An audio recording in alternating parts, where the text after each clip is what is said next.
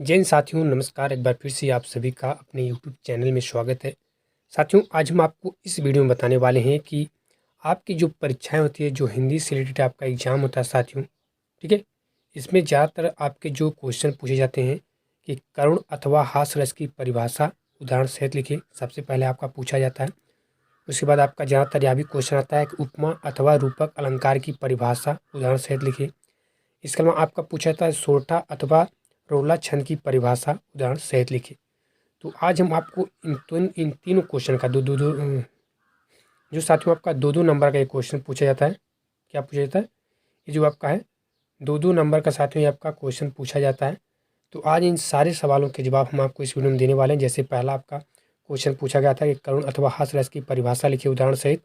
दूसरा है आपका उपमा अथवा रूपक अलंकार की परिभाषा लिखिए उदाहरण सहित। तीसरा आपका है सोरठा अथवा रोला छंद की परिभाषा लिखिए उदाहरण से। तो इन तीनों के बारे में हम आपको इस वीडियो में बताने वाले हैं, तो आप वीडियो के अंत तक जरूर बने रहें। तो चलिए हम वीडियो को स्टार्ट करते हैं। सबसे पहला हम जानते हैं करुण रस के बारे में। किसके बारे में? सबसे पहले हम जानते हैं करुण रस की परिभाषा क्या होती है और उसका उदाहरण क्या है। तो करुण रस का अस्थायी भाव होता है शोक। क्या होता है? शोक। जब शोक नामक अस्थायी भाव का संयोग विभाव, अनुभाव और संचारी भाव के साथ होता है, तब साथियों वहाँ पे आपका करुण रस की निष्पत्ति होती है, यानी वहाँ पे आपका करुण रस होता है। जैसे जैसे देखिए यहाँ पे आपको उदाहरण दिया गया है, हे खग मृग हे मधुकर श्रेणी तुम देखी सीता मृगनयनी। इस उदाहरण में आपका क्या है? करुण रस है। ठीक है। दूसरा देखिए यहाँ पे आपको उदाहरण दिया गया है कि मणि खोए भुजंग सी जननी फणसा पटक रही थी शीश अंधी आज बनाकर मुझको क्या न्याय किया तुमने जगदीश। ये जो दोनों उदाहरण साथियों ये बहुत सरल हैं और बहुत आसानी से आप इनको याद कर सकते हैं।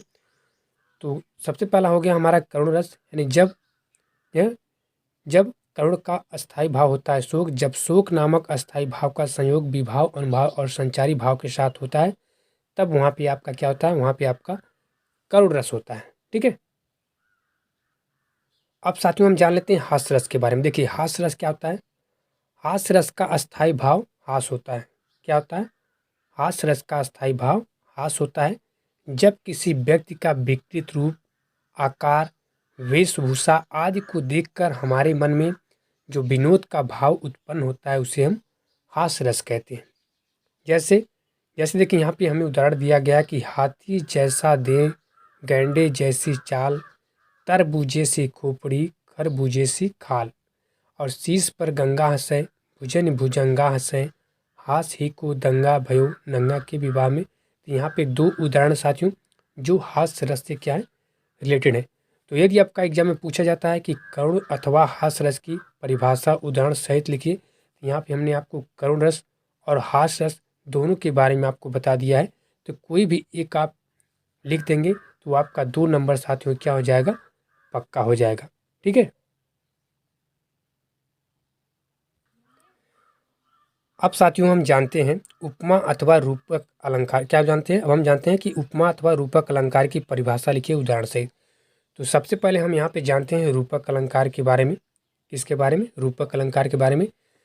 तो जब उपमेय और उपमान में कोई अंतर दिखाई ना दे, जब उपमेय और उपमान में कोई अंतर दिखाई ना दे तो वहाँ पर आपका रूपक अलंकार होता है। ठीक है। यानी जब गुण की अत्यंत समानता के कारण, जब गुण की अत्यंत समानता के कारण उपमेय को ही उपमान बता दिया जाए, तब वहाँ पे आपका रूपक अलंकार होता है।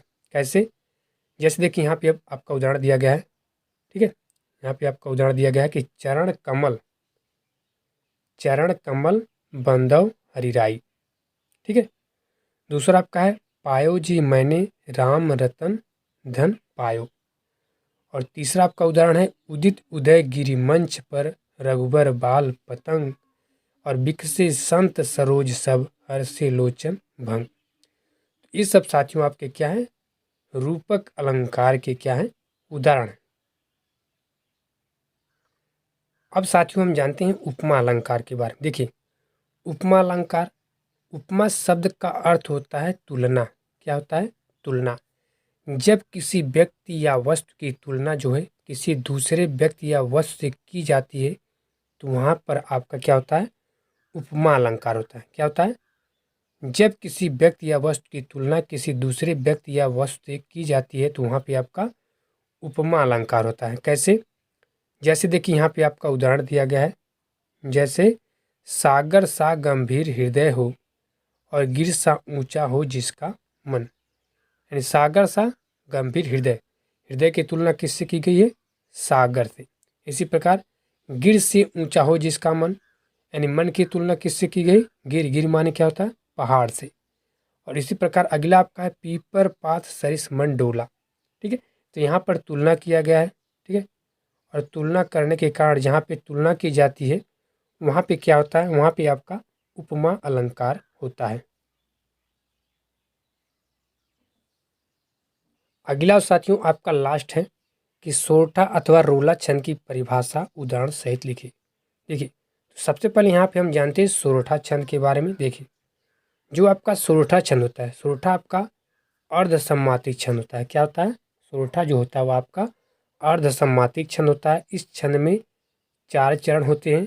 पहले और तीसरे चरण में 11-11 मात्राएं होती हैं तथा दूसरे और चौथे चरण में 13-13 मात्राएं होती हैं। और ये दोहा का ठीक क्या होता है? उल्टा होता है। ठीक है, दोहा का ठीक उल्टा क्या होता है? सोरठा छंद होता है। ठीक है, जैसे देखिए यहाँ पे आपको उदाहरण दिया गया है कि जो सुमिरत सिद्ध होय गणनायक कविवर बदन करहु अनुग्रह सोय बुद्धिराज शुभ गुण सदन। ठीक है, तो इस प्रकार से यहाँ पे उदाहरण होंगे और जो यहाँ पे लक्षण है यदि ये लक्षण उस उदाहरण में आपको दिखाई देंगे साथियों, यानी दोहा का यदि आपका उल्टा होता है, जहाँ पर आपको उदाहरण दिखाई दे लगे कि यह दोहा का ठीक उल्टा है, तो वहाँ पे आपका क्या हो जाएगा? वहाँ पे आपका सोरठा छंद हो जाएगा। अब साथियों हम लास्ट में जानते हैं रोला छंद के बारे में। किसके बारे में? रोला छंद के बारे में। देखिए, जो आपका रोला छंद होता है, रोला आपका सममात्रिक छंद है। क्या है? रोला जो है वह आपका सममात्रिक छंद है। इसमें 24 मात्राएं होती हैं, अर्थात विषम चरणों में इसकी 11-11 मात्राएं होती हैं और सम चरणों में इसके क्या होते हैं? 13-13 मात्राएं होती हैं। 11वीं और 13वीं मात्राओं पर क्या होता है? यत यानी विराम होता है। ठीक है, जैसे साथियों देखिए, जैसे यहाँ पे आपको उदाहरण दिया गया है, क्या दिया गया है कि उठो उठो हे वीर आज तुम निद्रा त्यागो, करो महासंग्राम नहीं कायर हो भागो, तुम्हें वरेगी विजय अरे यह निश्चय जानो, भारत के दिन लौट आएंगे मेरी मानो। तो ये थे साथियों 2-2 नंबर के आपके क्वेश्चन जो आपकी परीक्षाओं में अक्सर पूछे जाते हैं। ठीक है, ये आपके पूछे जाते हैं। जैसे आपको पूछा जाता है कि करुण अथवा हास्य रस की परिभाषा लिखिए उदाहरण सहित, उपमा अथवा रूपक अलंकार की परिभाषा लिखिए उदाहरण सहित, सोरठा अथवा रोला छंद की परिभाषा लिखिए उदाहरण सहित। ये 2-2 नंबर का आपका जरूर पूछा जाता है। तो यदि आप इस वीडियो को पूरा देख लेते हैं और यदि आपका एक क्वेश्चन पूछा जाता है एग्जाम में, तो आप बहुत आसानी से इसको हल कर पाएंगे, बहुत आसानी से इसके आप जवाब दे पाएंगे, क्योंकि बहुत ही सरल सरल उदाहरण हमने आपको और बहुत अच्छे से डेफिनेशन यहाँ पे हमने इसको बता दिया है। तो इस वीडियो में इतना ही। यदि आपको मेरी छोटी सी वीडियो आपको अच्छी लगी साथियों, तो आप मेरे वीडियो को ज़्यादा से ज़्यादा लाइक और शेयर जरूर कीजिएगा। इस वीडियो में इतना ही। नमस्कार, जय हिंद।